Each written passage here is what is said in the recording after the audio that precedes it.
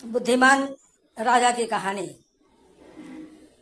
रतनगढ़ के मशहूर प्रांत के राजा की चतुराई और बुद्धिमत्ता की चर्चा दूर दूर राज तक था। इस राजा का नाम बलवीर सिंह था। राजा की इसी बुद्धिमत्ता और चतुराई से आस पड़ोस के राजा चिढ़ते थे। इसी कारण पड़ोस के राज की एक राजकुमारी ने उस राजा के सामने चुनौती के रूप में एक ऐसी भ्रमित करने वाली उपाय सोची जो अच्छे अच्छों के लिए टेढ़ी खीर थी।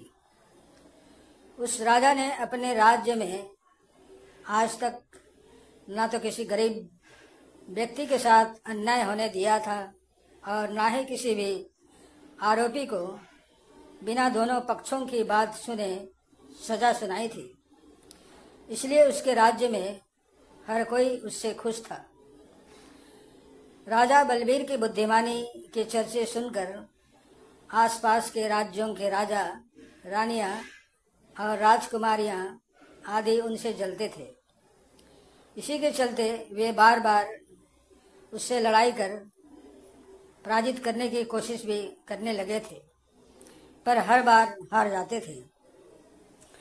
अब वे बुद्धि के बल पर राजा को हराने के लिए, बुद्धिमत्ता की परीक्षा लेने के लिए नए नए तरीके खोजने लगे थे।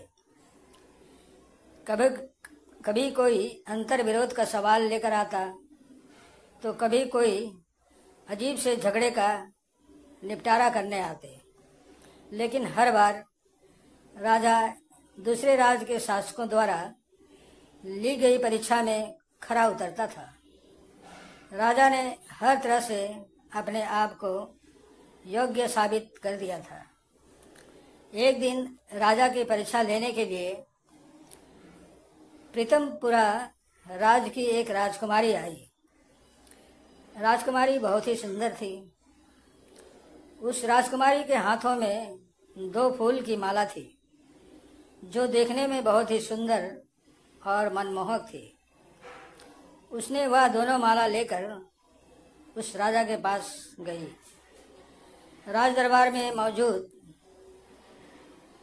हर व्यक्ति को यह लग रहा था कि राजकुमारी ये माला राजा के स्वागत में लेकर आई है, लेकिन राजकुमारी ने उन दोनों मालाओं को सभी को दिखाते हुए बोली, दोनों माला में से एक असली फूल से बनी है और दूसरी नकली फूल से। अगर राजा इनमें से असली फूल की माला को पहचान लेंगे तो मैं उनसे शादी भी कर लूंगी और उनकी बुद्धिमत्ता के चर्चे खुद दूर दूर तक पहुंचाऊंगी। राजकुमारी की बात सुनकर राज दरबार के हर कोई हैरान रह गए, क्योंकि दोनों मालाओं को देखकर कोई भी नहीं कह सकता था कि इनमें से कोई एक माला नकली फूल का है। राज दरबार में बैठे सभी दरबारी अब परेशान हो चुके थे, क्योंकि किसी को समझ में नहीं आ रहा था कि असली फूलों की माला कौन है। सभी ये सोच रहे थे कि राजा कैसे बता पाएंगे कि असली फूलों की माला कौन सी है। माला को देखकर राजा बलबीर भी परेशान हुए, क्योंकि दोनों माला ही असली फूल के लग रहे थे। अब राजा असली माला का पता लगाने की तरकीब सोचने लगे कि उसी वक्त उनका ध्यान बगीचे की ओर गया, जहाँ कुछ मधुमक्खियाँ घूम रही थी। यह देख राजा के मन में एक विचार आया। उसने तुरंत अपने एक सेवक से कहा, अरे सेवक राम, जरा जाओ और बगीचे के तरफ वाली खिड़की को खोल दो। सेवक राम ने बगीचे की तरफ वाली खिड़की को जैसे ही खोला तो कुछ मधुमक्खियां राज दरबार में आ गई। राजा कुछ देर मधुमक्खियों को ही देखते रहे। जैसे ही 1-2 मधुमक्खी राजकुमारी के एक फूल की माला में बैठी, वैसे ही राजा समझ गए कि असली माला कौन सी है। राजा ने कहा, मैं बता सकता हूँ कि असली फूल की माला कौन सी है। राजा ने तुरंत उस माला की ओर इशारा किया जिस पर मधुमक्खी बैठी थी, और वही असली फूल की माला थी।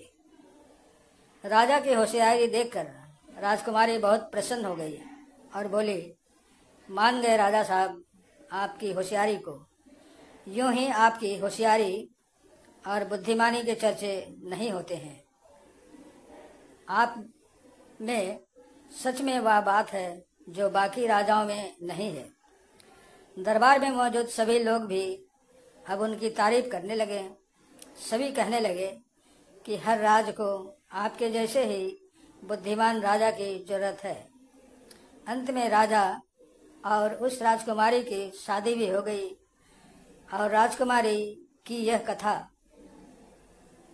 दूसरे सभी राज्य में फैल गई। समाप्त। धन्यवाद। अच्छा लगे तो लाइक एवं सब्सक्राइब कर दीजिएगा प्लीज़।